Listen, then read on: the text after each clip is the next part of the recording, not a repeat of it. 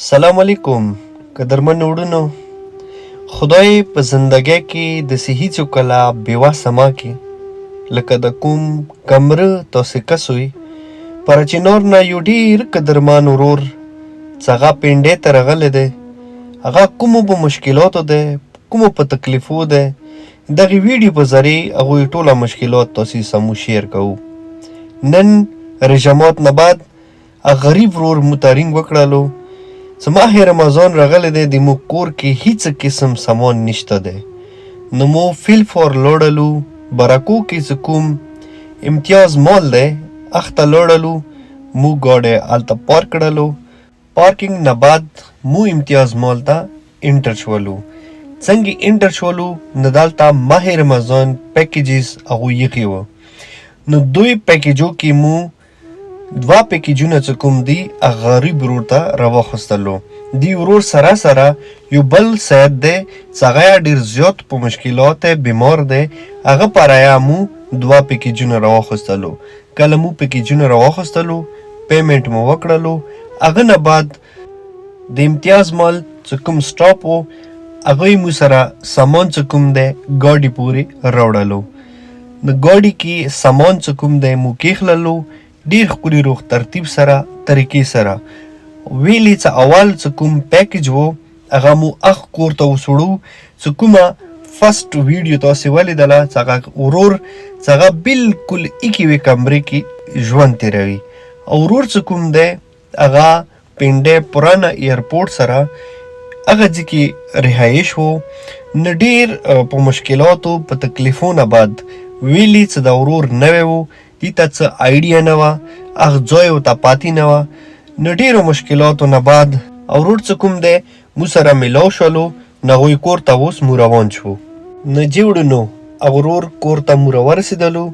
چې کوم پیکیجونه مو ورته اخیستي وو نو هغه پیکیجونه چې کوم دي اوس دلته مو کوز کړلو. نو انشاءالله د پیکیج به هغوی کور ته مو خېجوو. ورور راغللو سید ته سامان مو ته کوز کړلو. ډېره مننه کوم ورور چې دا ډونیشن راوستولو او د سګ دپاره چې کوم دی دا سامان یې ورته ډونیټ کړلو. ډېره مننه. نو خېځو د سید کور ته. السلام علیکم. ورمېول وروڼو اوس راورسېدلو هغه سید کور ته. دا کور لفظ خو ډېر غوټ لفظ دی. ویلې چې کور کې خو څو کمرې وي، کچنې وي، صحنې وي. بس دغه سید په باره کې به صرف دومره درته وایم چې همدا کور دی، همدای صحن دی، همدای زندگی دی، همدای هر څه دی. زه درته په خپل رب وحدانیت درته قسم کوم. ډېرو غریبانو سره مدد کړی دی، ډېرو خونو ته مو وزټ کړی دی، ډېرو ځایو ته لاړی یم. خو څومره بېوسي مو دغې کمرې کې ولیدله، څومره تکلیف، څومره مشکلات مو دغې کمرې کې لیدلي دي. دې نه مخکې مو چېرته په خپل لایف کې نه دي لیدلي.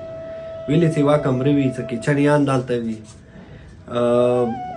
الماستا یان دلته وي، ناستا یا دلته وي. انسان خو وي که نه چې رسېده لږ بهر وځي برانډۍ ته، برانډۍ یان دا کمره شي. خدایه داسې تکلیف، داسې درد، داسې مشکلات هیڅ چاته ورته ما کې لکه دغه سید کور کې دی. تاسې ټولو ته ریکویسټ کوم که چوکه وکي هغه اولاد رسول سره مینه لري که نه، دا یو داسې سید دی یو انسان هغه مطلب 10% حقدار وي، 20% حقدار وي، دا 110% حقدار دی د خمس، د زکات، د صاحب امام. ټولو سیدانو ته ګزارش کوم چې پلیز د غریب صاحب څخه روغتون وکړئ چې د کوم مشکلات دي کم از کم دغه مشکلاتو نه د مو وباسو. یو ښکلی روغ کاروبار وداسې کړو چې تلي عمر همو ته دوا کوي، هم تاسې ته دوا کوي. د ډېره مننه وړونو، خوشحاله باد اوسئ. ویډیو کې بیا راته ریکویسټ کوم چې د غریب صحت سره تاسې ښه روغتون وکړئ چې زندګۍ اخري لمحات ښه خوشحالۍ سره تېر کړي. ډېره مننه وړونو. نجي وړونو راغللو بل ورور ته. نو دوی ټولو ریکویسټ کړی و چې موږ به هېڅ کله ریکارډینګ کې نه راولې. بس کوم سید دا ډونیټ کړی دی ورته، خدای هغه ته اجر عظیم ورکړه. خدای عزتمن قدرمن لره. د شپې بس 2 بجو شولې. دا چې کوم دی دا بل سید ته ورکوو. تاسو ټولو ته ریکویسټ کوو چې پلیز تاسو نه څومره وسه کېږي دغه ماه رمضان پیکیج کې مسخرو مزید تعاون وکړي چې کوم پیکیج مو خپل کلی کې غازی فاونډیشن احمد ځای په نامې چې کوم هلته پیکیج مو شروع کړی دی چې په کور دی هغه هر ورور ته دغه ماه رمضان کې څه نه څه ورسېږي. ډېره مننه کوم هغو ټولو وروڼو چې څوک د کازمی چیریټي فاونډیشن سپورټ کوي. خدای تاسو ته اجر عظیم ډېر کا. عزتمن قدرمنو سو ډېره مننه. السلام علیکم.